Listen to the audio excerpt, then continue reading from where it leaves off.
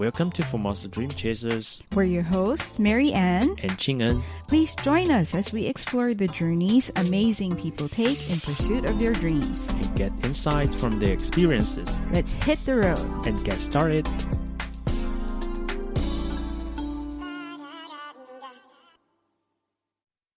Welcome back to Formosa Dream Chasers. In our last episode, we had a chat with Father Joyalito Tajonera, a Maryknoll priest who has dedicated nearly 23 years to serving migrants and new immigrants in Taiwan. Fondly known as Father Joy, he shared with us his journey from growing up in the Philippines to moving with his family to the U.S. and eventually entering the seminary in New York. He talked about how he first felt drawn to the priesthood and how seeing missionaries walk alongside the marginalized left a lasting impression on him. We also heard about his first assignment in Taiwan back in 1998, how culture shock, language struggles, and the discovery of Taiwan's large migrant community transformed his perspective and deepened his calling. In today's episode, we shift our focus to the Ugnayan Center, how it began, what it stands for, and the mission it carries out for the migrants in Taiwan. From providing spiritual support to shelter and training, Father Joy will share how this center became not just a church, but a home and a safe haven for those far from their own families.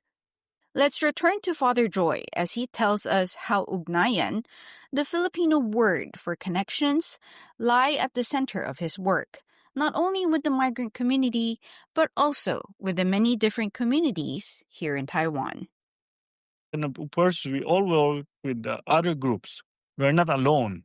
We work with the Catholic Church. We do reach out to other communities, to the Buddhist communities in Taiwan. They know us and they extend their help to us. So that's good. So there's also inter-community, inter-religious, ecumenical dimension on our work. And it's not exclusively for Filipinos, any other nationalities, including people who get stranded in Taiwan. So German, American, Canadian, Russian. Right now we have one from Kenya. So the center is open to all in need. I looked up some information, statistics, and according to the Taiwan Labor Ministry, as of the end of June of this year, there are 840,000 foreign workers in Taiwan, with Indonesia, Vietnam, and the Philippines being the top labor sending countries, meaning that a lot of the foreign migrants come from these three countries. And, as a foreigner yourself and having worked directly with migrants and new immigrants, you have firsthand insight to their experiences of the joys and challenges of working and living in Taiwan. So what would you say are some of the biggest needs you see among the people that you serve? Three things I would say will be the priorities. Number one is education and empowerment.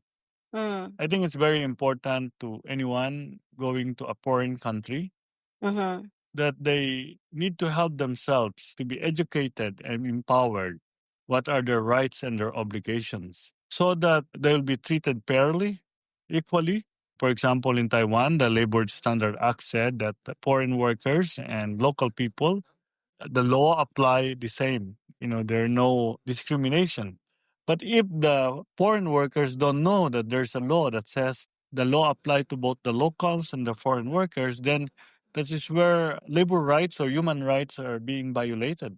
Because people will get away with it if they think you don't know what are your rights and your obligations. And the other obligation, of course, is I think when we go to a foreign country, it is important to know that they have their own culture and tradition, and we learn to respect the culture, the tradition, the law, the practices.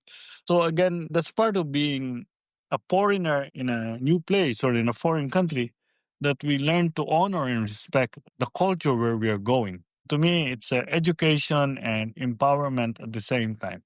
Number two is commitment. I think it's important for any foreign workers or for anyone that we are committed, that we don't get lost in the system. One of the things that I always say in my homily or in my talks, that one of the struggle of being a foreign worker is a long distance relationship. You are away from your family, you are away from your children, maybe you are away from your husband or wife.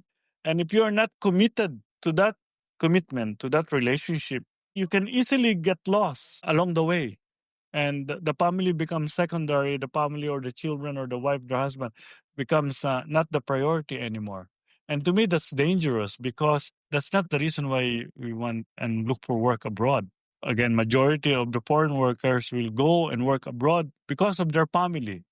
And so the family becomes secondary or not a priority anymore. When we are abroad, then we lose our commitment. And the third, of course, I always say is that going abroad is always a stepping stone, meaning we're coming from a poor country, we're coming from a poor background, and maybe going abroad is our stepping stone for a better life, for a better future for ourselves, for our children, for our family. So again, I hope that when we go abroad as a foreign worker, we don't get lost of where we want to be. What is our dreams? What are our hopes? What are our ambitions? Now, this perspective, by the way, is particularly true, for example, to countries where the migrants are coming in Taiwan, Indonesia, Vietnam, Philippines, we're coming from a poor country.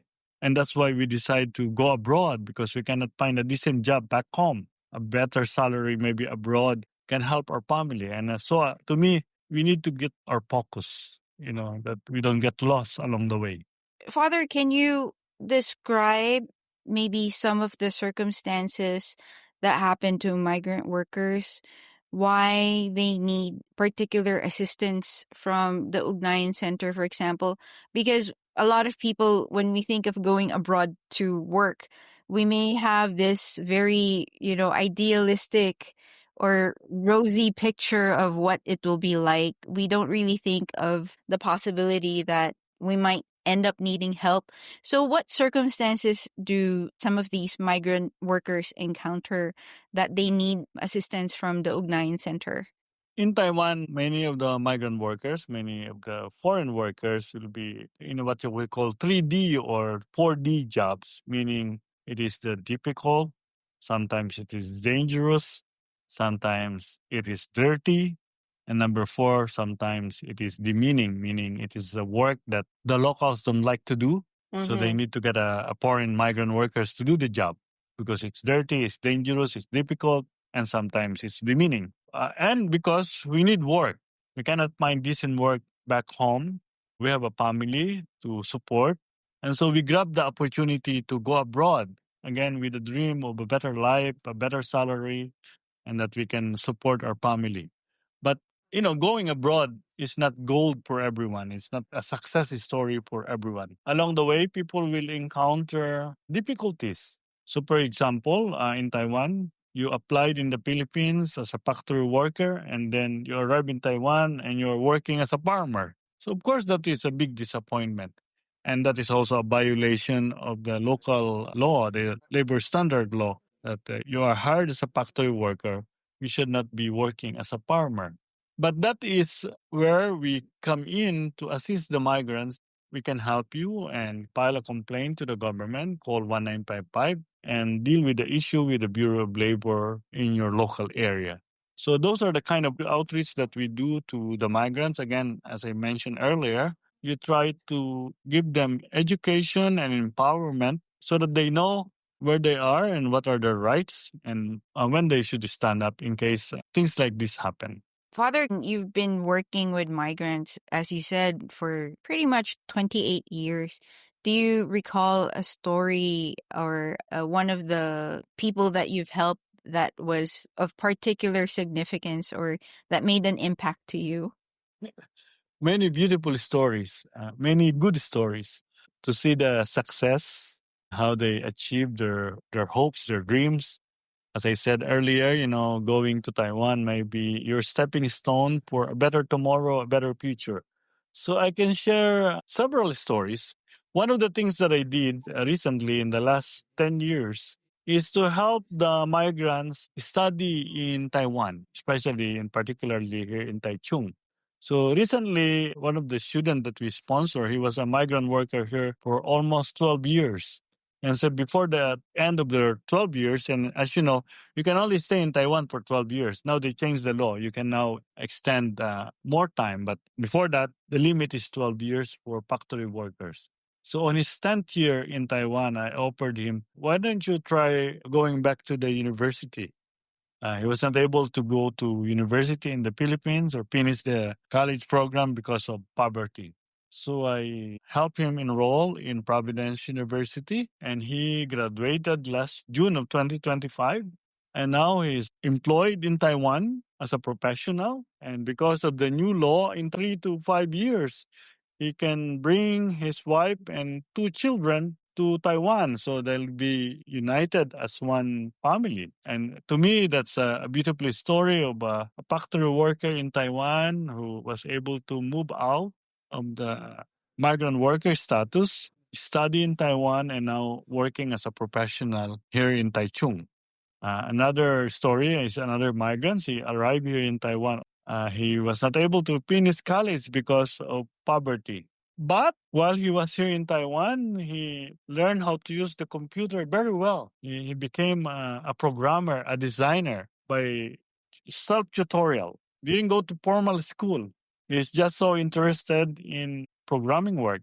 And today, he is hired as a professional, in fact, a manager in one of the big electronics company in Hsinchu as a design project manager. And so he and his two children and his wife are here in Taiwan. So again, to me, that's a beautiful story of a migrant worker arriving in Taiwan without skills, and yet he was able to do it for himself. I mentioned earlier that one of the projects of Ugnayan is to provide vocational training so that the people will improve their skills. So one of the projects that we have in Taiwan is photography. I say people who are interested to take pictures, go to school in Ugnayan and learn photography. So it's one of the most successful program that we have, and it's free tuition. You don't pay anything. It's sponsored by OWA in partnership with Ugnayan. One of our students and several of our students are doing very well in their own business as a photographer. And one now is in the US as a photographer. He was able to migrate as a professional photographer. And I know from the background that he was here in Taiwan as an OFW, as a factory worker. He learned how to use the camera. He learned to be a videographer, and he was able to get a working permit and work in the US. So again, that's another beautiful story. And one was able to stay in Taiwan, get a working permit as a professional photographer because he is very good, in covering weddings and other celebration. So the government of Taiwan gave him an artist working permit with of course, if you're an artist in Taiwan, you can file for residency. So those are just sample of the good stories of the success of people in Taiwan. One of our student I sponsored got an MBA in Taiwan. So again, as I said earlier, going to Taiwan can be a stepping stone, your stepping stone for a better life, a better future. Yes. I think it's important to give people hope and let people know that they have the power to change the current circumstances that they're in. And it doesn't mean that where you are now determines where you will go in your future. So I think those stories are beautiful and also, like you said, Father, quite empowering. And I think it's a real beautiful thing that you're helping people uplift themselves, and I'm just really touched by what you shared, and I think it's a really great thing. Yeah. So, Father, going back to the Ugnayan Center, you said that it is also a shelter. What does a shelter mean specifically? The shelter, we provide temporary housing for foreigners in Taiwan who are facing difficulties, especially the migrant workers. Sometimes we also provide shelter for foreigners who are married to Taiwanese who encounter domestic abuse. But primarily, our shelter is to provide temporary housing for migrant workers who lost their job or maybe facing difficulties, or maybe they're sick. So, for example, right now in Ugnayan in Taichung, and our shelter is in Taichung, we rent two buildings in Taichung. One is for the women's shelter, and the other one is for the men's shelter. For example, right now we have 6 Filipina migrant workers who are doing chemotherapy because they have cancer. And we have one man who also has cancer, stage 4. And the government of Taiwan recognize our work, and they know that it will cost them nothing because we pay the health card, we support them when they go to the hospital.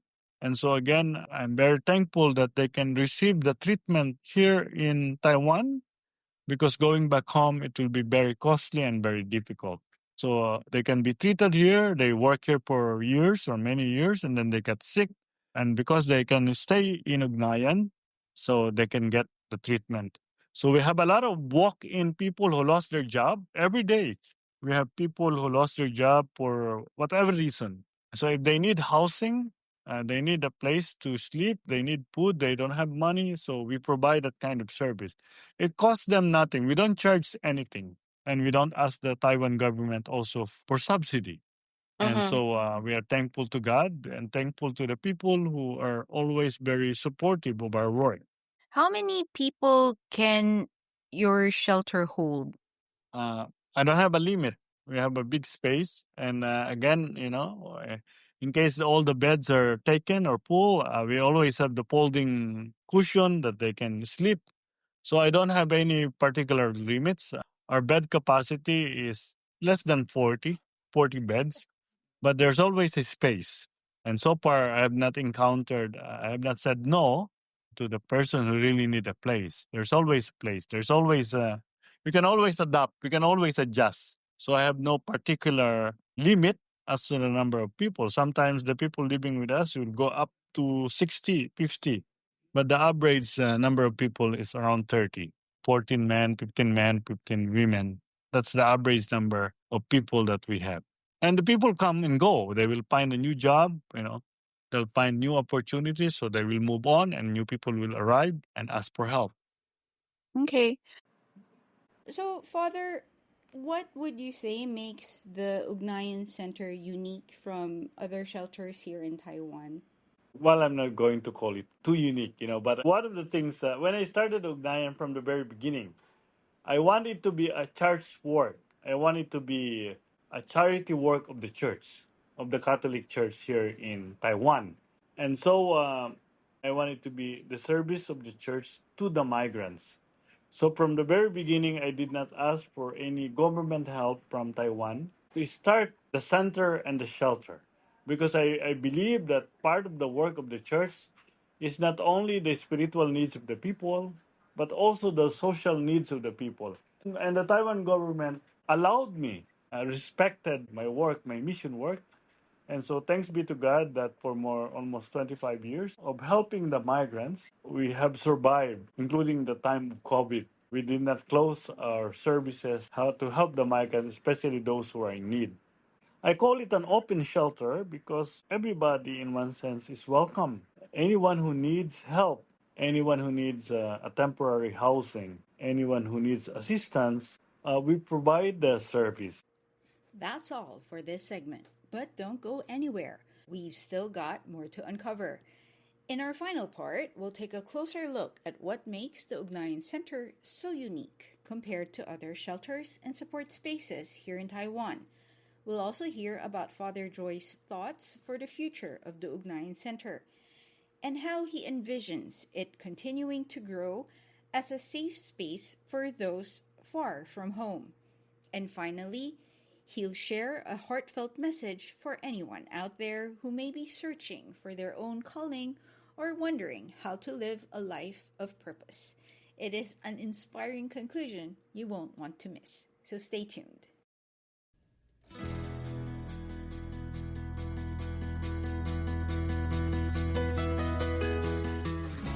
This is Ching and Cho. And Mary Ann Shoko. See you guys next week. Bye.